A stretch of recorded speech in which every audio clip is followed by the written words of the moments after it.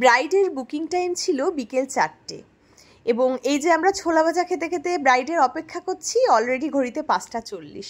Finally 5:40-এ আসা ব্রাইডের কাছে আর শোনার সময় ছিল না তার রিকোয়ারমেন্ট।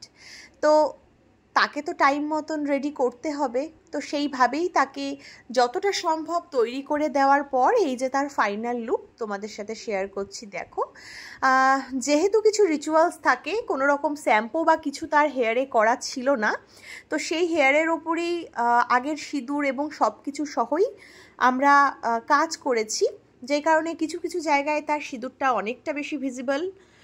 তো ফাইনাল রেজাল্ট দেখানোর সাথে সাথে আরেকটা ছোট্ট তোমাদের জন্য মেসেজ, যারা আমাদের আপকামিং ব্রাইড রয়েছো বা তোমরা যারা নিজেদের স্পেশাল ডেতে স্পেশালভাবে সাজতে চাও, তাদের জন্য একটা কথা, তোমরা যেরকম একটা সুন্দর ড্রিম লুক এক্সপেক্ট করে থাকো, আমরাও কিন্তু চাই একটা ড্রিম মেকওভার তোমাদের দেওয়ার জন্য।